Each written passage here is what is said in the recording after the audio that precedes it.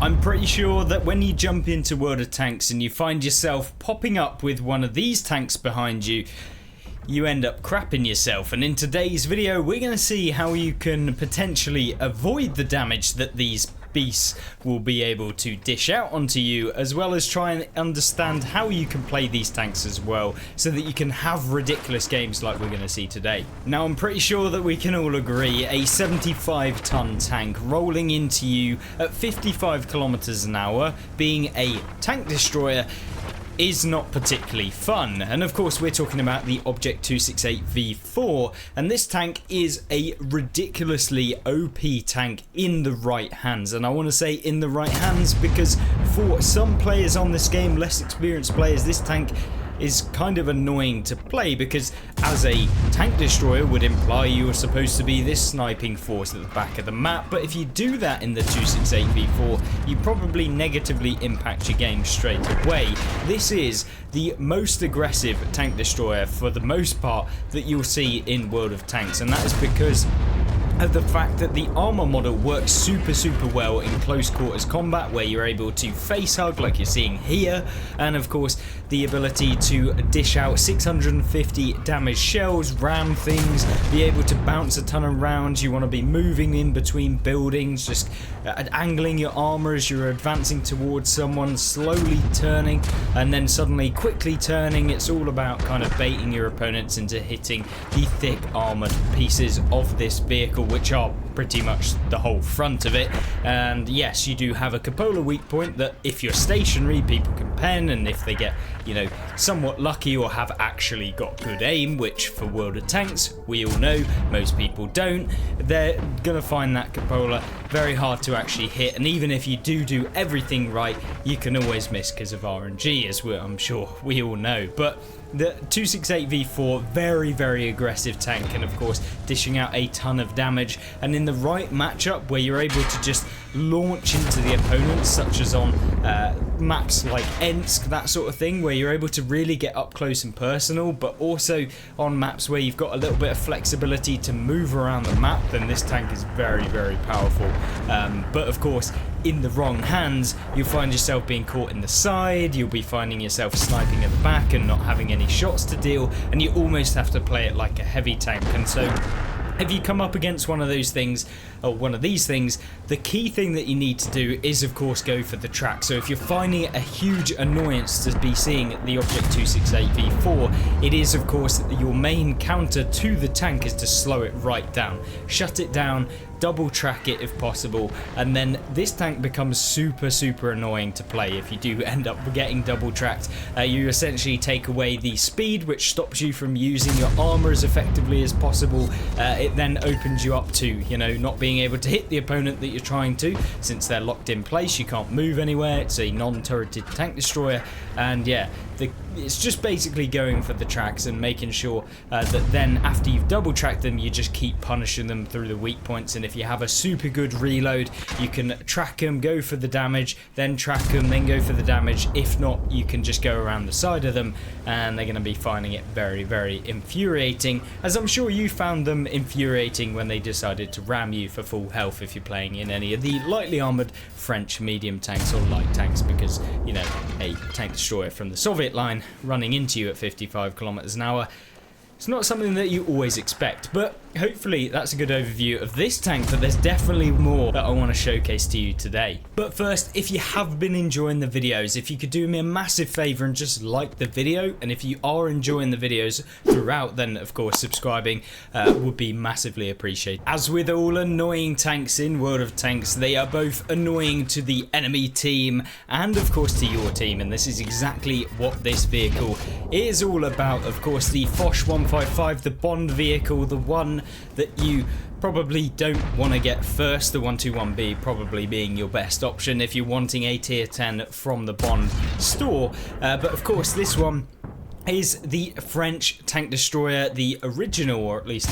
one of the originals, with the 155mm that has the capability of dealing 750 damage, and not just 750, but it can do it 3 times. But of course, being an autoloader, it has a few teething issues,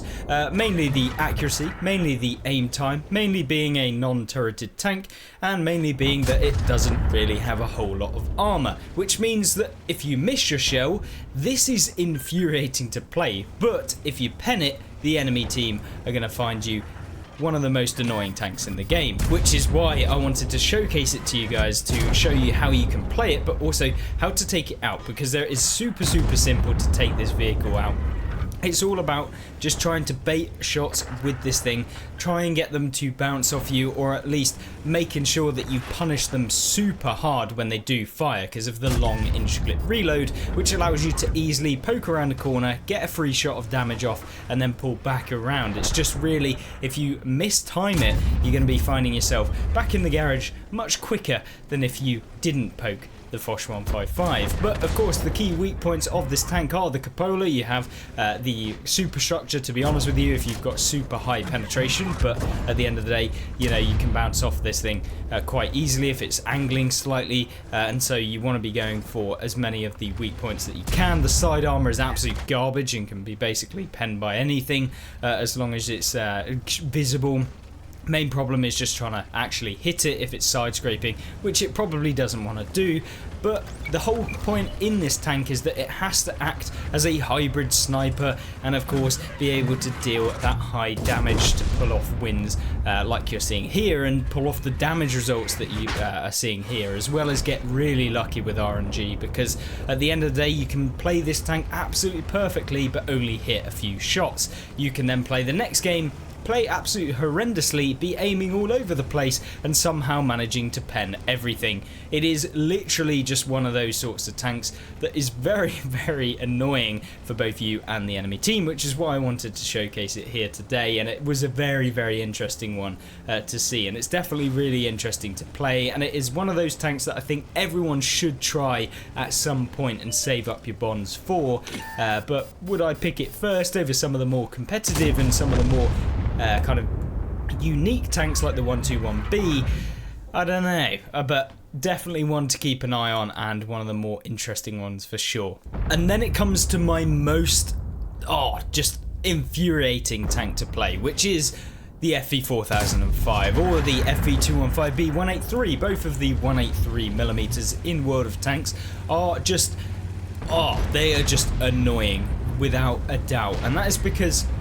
these tanks are some of the more just basically horrible tanks to come up against, because you never know, you could be penned for 1450, you could be penned for 1800, you could be penned for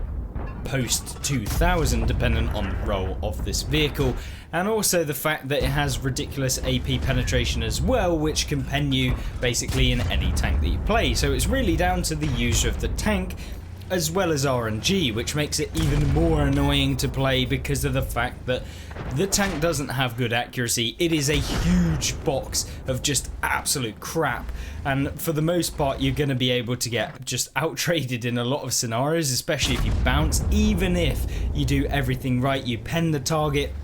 if you get spotted in that sort of scenario where you're in the middle of an open field, or you've made a misplay maybe just slightly, even if you've done just nothing wrong, sometimes you can get punished super hard. Artillery have a hard on for you. You've got tank destroyers loading HE to just pen you for nearly as much as you're dealing if you actually pen and hit the tanks. You've got heavy tanks like the E100 loading HE for you with intuition, which has made the FV 4005 that much worse.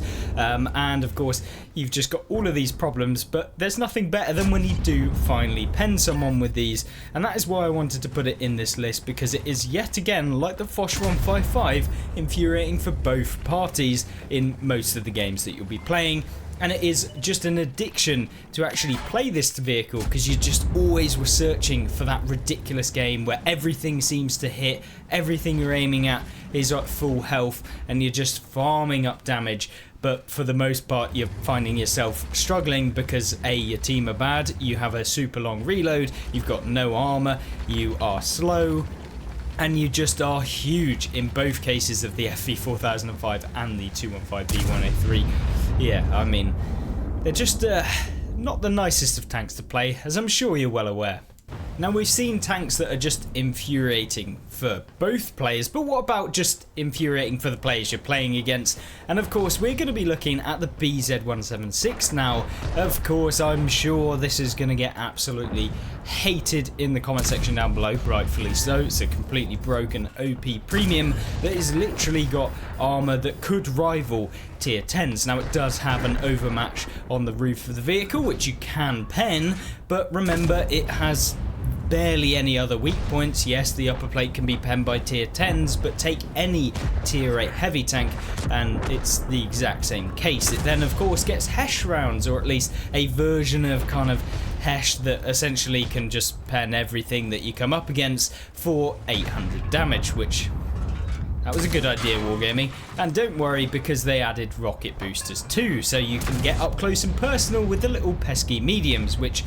also have no armor at the beginning of a game. So yeah, this tank is there's a reason why there are a ton of 9k damage games, 10k damage games, 11k damage games in the BZ176, which is a tier 8 pretending, well, at least pretending to be a tier 8, but probably more like a tier 9 or tier 10. So yeah, just this tank ridiculously good in game and definitely one of the more annoying for the enemy team. And then swooping in with the next vehicle, well, more like crawling in, is the Doom Turtle. And of course, no one needs an introduction when it comes to this tank, and that is because this is one of the most iconic tanks on World of Tanks. It is the slow boy, but has that ridiculous, just super thick armor that basically can bounce tons of rounds. Even if they do try and go for the cupola weak point, if they do find the side weak point that you can hit, if it's slightly angled that you can pen, it has a minuscule lower plate, which is of course very nice. All of the balanced tanks, like the 279E, don't seem to really have a lower plate, but the T95 is, I'm not going to compare it to the 279E, they're not in the same category, but the T95 is one of those tanks that you never want to see surprise you, and that is because it has that 750 damage that it can deal to you when it's using the big gun, and it is also capable of bouncing a ton of your rounds, and it's really down to the fact that if you can get around this thing, you can take it out. But for the most part, if a player's playing the T95 correctly, they make it very difficult for you to be able to even get around them if they're playing in a position that allows them to shoot over a rubble pile, for example. Makes it super annoying, and essentially this thing is just a pain in the backside when you see one on a flank, because you know that you've got to A, either get around it, or B, probably just leave, unless of course you can hesh it down in something like an FE 4005, but even then you're risking the point of being able to be hit for 750 and probably not dealing a hell of a lot of damage to it. So yeah, T95, just one of those tanks that can somehow manage to win Kolobanov so easily, or at least a lot easier than some of the other vehicles because of that armor and the ability to smack out a ton of damage all in one go. So yeah, T95 definitely an annoying tank if you find this coming up your backside. And the final one is a surprise contender in this video, and obviously if you have your own tanks, make sure to leave them in the comment section down below for part 2 of this video, where we look at some of the most annoying vehicles in the game. Of course, we've missed out the 279E, as I didn't really feel like it was even in a class with these tanks, but this one is the Cheeto SP, which you're probably thinking, what, the tier 7 Japanese tank destroyer? It's annoying? Well, yes, because the armor model of this thing is very, very good for a tier 7 tank destroyer, and when you compare it to any of the other tier 7 tank destroyers in the game right now, it is very, very powerful with regard to being able to bounce rounds as well as dealing a ton of damage in such a short period of time with brilliant damage per minute, and being able to have somewhat decent camo, being able to mobilize around the map at 40 km/h base, and of course having good accuracy decent aim time. It's just a good tank overall. 7 degrees of gun depression. It has like everything that you need, and when you're whacking people for 320 damage with 205 pen on your standard rounds with 244 on the premium, yeah, I mean, you can pen basically everything you come up against, whether that's a tier 9 or a tier 5, because of course this can come up against tier 5s, you know how balanced that's going to be. And essentially it is just super good. It does have a cupola weak point which you can go for. I mean, it's pretty big, but when you're using ridgeline, moving quite quickly, it can be very difficult to actually hit. So this tank definitely deserved its place right here as the final tank in this video.